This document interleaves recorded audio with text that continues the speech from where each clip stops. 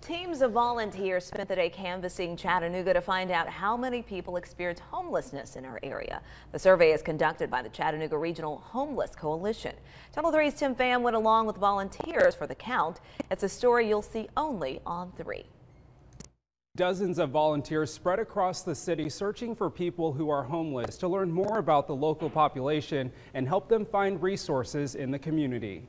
From the most obvious places to areas you might not expect. Sir, we're from the Homeless Coalition. We're conducting the point in time survey. Volunteers with the Chattanooga Regional Homeless Coalition are hoping to learn more about people living on the streets. It's good that we know that and that we can target those populations and make sure that they're receiving the services they deserve.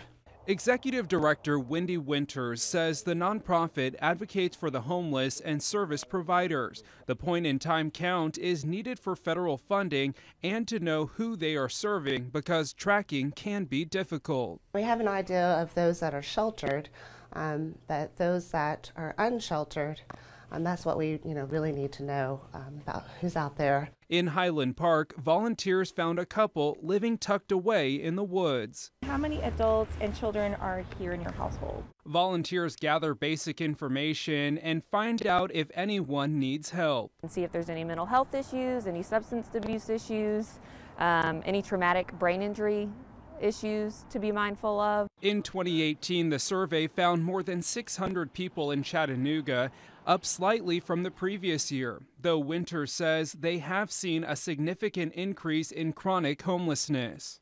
That's people that's been out in the street now for a year or more, and we think a big part of that is the lack of affordable housing here in Chattanooga right now. Volunteers say the experience is rewarding and even eye-opening. Above all, it helps our neighbors going through a rough patch. It's just a good reminder that it can happen to anybody, and these are still people that deserve to have their needs met. We're all humans, kind of all in this together. Results from this year's point-in-time count won't be ready until next month. Officials will then use the results to support the homeless population.